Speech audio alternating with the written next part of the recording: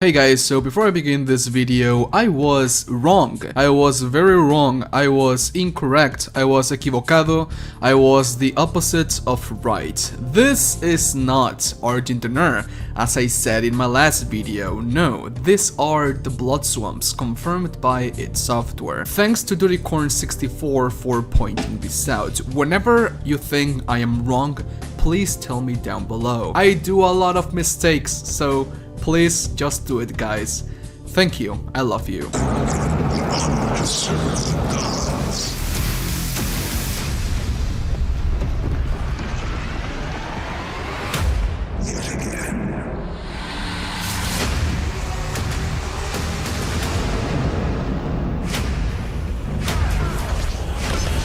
Hello Spartans, welcome back to another Doom Eternal video. In today's video we're going to be talking about new information that came out for Eternals DLC, The Ancient Gods. We're going to be talking about the new locations we're going to be traveling to, the order in which we're traveling these locations, how the 4 new demon enemies work, more context into what is happening in this new story, and Horde Mode. Yes, you heard me right.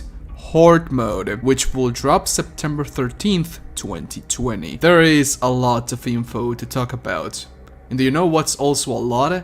The amount of people that watch my videos but do not subscribe. 70% of my daily viewers are not subscribed. So if you enjoyed the videos I produce, want to know everything about Doom Eternal and its DLC content, and want to be as ripped, big, and shredded as a Doomslayer, consider subscribing and leave a like. Thanks for the support. You are awesome. So first things first, a little bit more of context on what we're going to do in this DLC story. Your war is not over.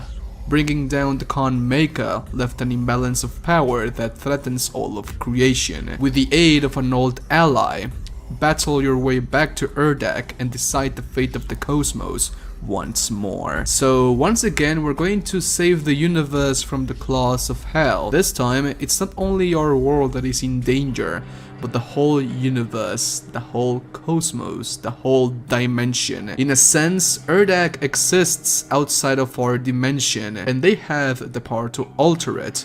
Now that the demons are in control of Urdak, who knows what they can do with that amount of power. We're also going to meet an old ally in this DLC, that being Summer Maker, the Seraphim that gave Doomguy his celestial powers. We see the Seraphim in the DLC trailer, but it looked like this was a flashback cutscene. But apparently that is not the case. We're going to meet the Seraphim in this DLC. Just like how we met the Betrayer as well. Is the Seraphim and Samuel Hayden the same person? We're going to find out. If we're indeed going to meet the Seraphim in this DLC, then all of those theories about them being the same person, Samuel Hayden and the Seraphim, are not correct, right? Maybe not. The father's consciousness was split in two when he was in Urdak, so maybe, just maybe, the Seraphim split his consciousness as well. And that's where the person we know as Samuel Hayden came to be. He has the consciousness of the Seraphim. He is the Seraphim, basically. But please let me know what you think about that down below. Now let's talk about the locations we're going to in the order of traveling. When we start the DLC campaign, it's going to be shortly after the ending of the base campaign. We start on a UAC facility in the middle of the ocean, 300 meters above sea level. From there we're going to the blood swamps, an area that surrounds the great city of Necrovol, where the waste of the soul extraction process is discarded. Then we're going to travel to a demon-infested Urdak. We're going to battle our way through the demon horde in this part, and then we're going to go to a beautiful forest on heaven called the Equestrian Hold. Equestrian Hold? Equestrian Hold, a very thick forest that is going to be infested by demons as well. That last location has me really curious. When Ugo and Marty mentioned the Maker's homeworld, they call it Urdak, but when mentioning this forest, they mention that it is a forest on heaven. Different use of words. Maybe I'm looking too much into it, but it is interesting nonetheless. Now, let's talk about the new AIs that we're going to fight in this DLC. One, as Ugo has described, is a stationary turret AI. And no, they are not, this new AI is not the chain gunner. Even though I want the chain gunner to be back into Doom, it's not the chain gunner. But please, id Software, if you're watching this, please give us hit scan chain gunners. It's going to be amazing. But no, this is a stationary turret AI, like the one we met on Necrovol when we fought against Calibus, the sightless judge. This turret AI is going to be part of the environment, so it's not going to be that hard to kill. But if they add these turrets on a battle encounter, then the difficulty is going to be more dynamic, making the encounter more troublesome and hard. The next AI is one we already know as the Tentacles. I can bet that there are going to be at least dozens of tentacles on the blood swamps, and lots of purple sludge or purple goo. Anyhow, Ugo describes the tentacles are going to have new mechanics in the DLC. So are they going to be coming out from the sides, from the walls, or are they going to be coming out from the ceiling, or are they going to have more melee combos like a super charge attack that can one-shot you, or multiple attacks in a single animation, or maybe they will sprout blood from the tip and shoot you with it? I just want to know, because I know that it is going to be super epic and comical seeing some people struggle with these trolls, because that's what they are. The tentacles are basically trolling you in the encounter or in the environment encounters too. The next one is really interesting. It is the Summoner. The Summoner is a resurrected summoner. It is a ghost, but the Summoner is going to be a pain in the ass because it's going to possess demons and make them stronger. The effects of the Summoner's blue buff are no staggering or faltering the demon no matter how much you shoot the demon. It will never stagger. You also cannot shoot out the weak points from the demons while they are buffed.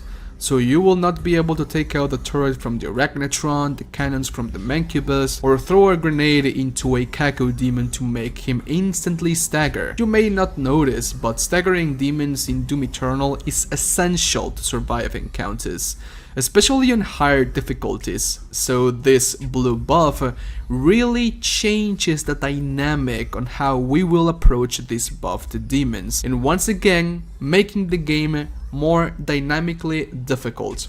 Oh, they also shoot faster, move faster, and they deal a ton more damage.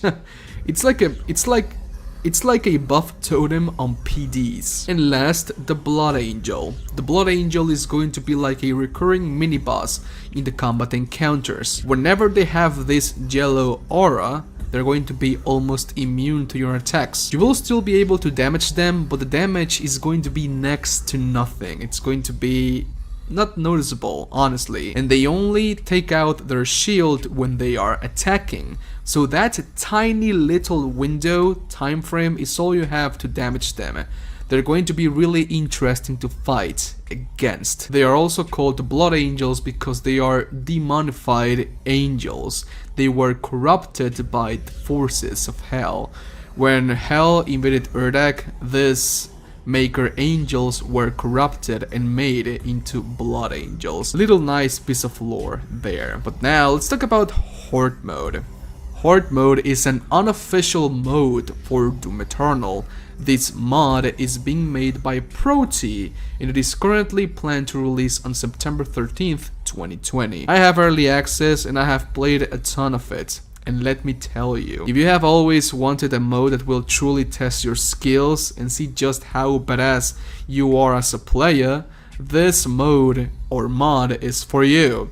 It has an upgrade system, dynamic difficulty, and boss battles. And that's just the demo. The released version is going to have more things and it's going to be an endless mode. It's going to have endless rounds, eternal rounds. It is going to be awesome and I hope id Software makes this mod official in the future. Actually, do not forget to subscribe if you want to see a review on this mode. Thanks for watching, have an awesome day. And so okay Spartans, that's all the time I had for today's video. Please let me know what you think about this video down in the comments section. Leave a like if you did, and a dislike if you disliked it. It is completely fine. I encourage people to dislike the videos if they do not like them, because that's how I know if I make a good video, a bad video, and all that stuff, you know. It is feedback, so if you did not like this video, click the dislike button, it is completely fine. Thanks to all of my patrons that made this video possible, and links to all of my social accounts, Instagram, Twitter, and Twitch will be down below. Be sure to give me a follow. But okay Spartans, thanks for watching, have an awesome weekend, and I love you guys. Adios, bye bye. Woo!